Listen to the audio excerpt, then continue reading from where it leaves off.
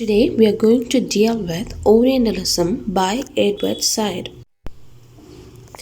About the author, his full name is Edward Wadi Said. He was born on 1st November 1935 in Jerusalem. He died on 24th September 2003 at the age of 67. He was a professor of literature at Columbia University and the founder of the academic field of post-colonial studies. About the book, it was published in the year 1978 and it deals with the depiction and portrayal of the East by the West. Who are the Orients? Societies and people of the Orients are those who inhabit the places of Asia, North Africa, and the Middle East.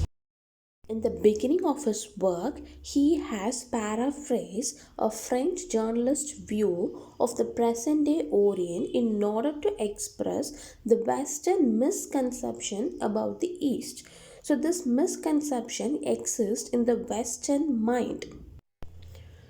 Sadi has used the phrase the other to describe the Western fascination with the other.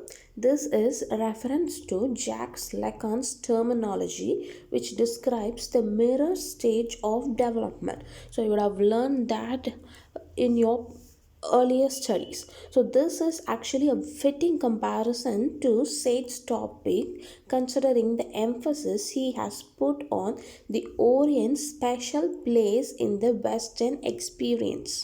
He also says that the term Orient means different things to Americans and it means different thing to European countries. Has come up with three definitions to describe this Orientalism. So, for the first thing is academic interpretation. So, here he says that whoever who teaches, writes about, or researches the Orient will come under this field. And he also says that although it incorporates a lot of knowledge of discourse, it failed to distinguish the Orient as existing comparatively instead of just being the subject of examination, which means they are learning it as it is, as Orient, but they fail to compare and study this. The second definition, he draws attention to the distinction between the West and the East and clarifies Orientalism. Here, he also extends his study to the nations which is considered as non-West. He says that in the past few centuries, there has been a fair amount of interchange of culture and other things, and over these two theoretical fields of coming to terms with the Orient. For the third definition, he has made use of historical context. He professes to be motivated here by Foucault's notion of a discourse. So, according to Foucault, the problem is not isolating any empirical condition that may bring about this subjectivity, but to determine what the subject is to what condition it is subject, which means he says that it is not about identifying a subject and isolating it, instead to determine in what condition we are calling that as a subject. After analyzing Foucault's notion, he has come up with some findings of recent histories of Orient's relationship with the West. So, Orient is a thriving entity just like those cultures that has power over it, which means just like any other culture which is dominating the Orient is also a thriving entity. Additionally, his observation makes sense in the scope of colonialism since certain sections of the Orient have been excluded from the whole at a certain time. He then agrees with Disraeli and says that the East is not just an idea but it is a corresponding reality. He also reinforces that it is irresponsible to discount the control that the West has exercised over these societies. So, this study of Orientalism would have not existed if the East was not the victim of the Western power. Then he talks about the different types of society and how cultural influence is derived.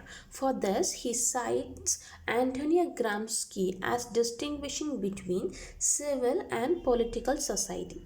According to Gramsci, a political society is one in which the citizen is directly dominated by the state. In the civil society, it is made up of the civilians or the citizen voluntarily affiliating themselves with certain social responsibility, which means in political society they are dominated by the state, but the civil society which was made up of the situations.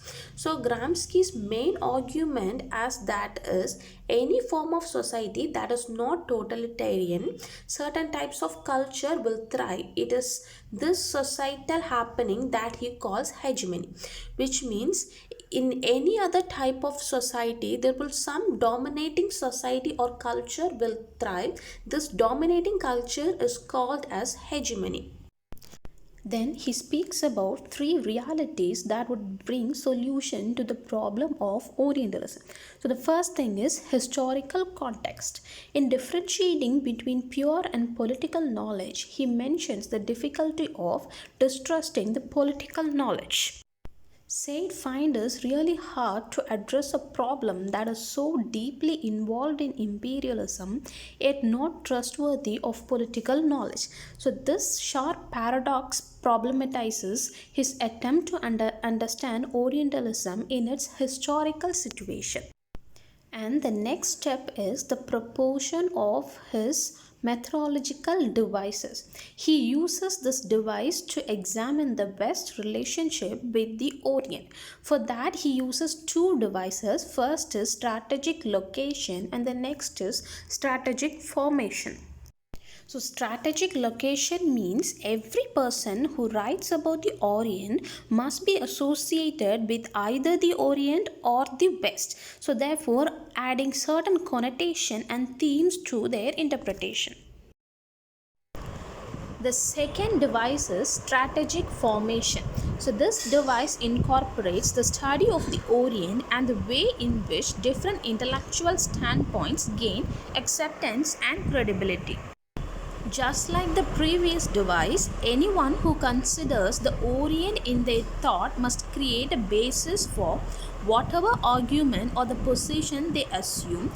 This intellectual basis of their position is composed of referential knowledge that relates to other works. And the final device is personal dimension.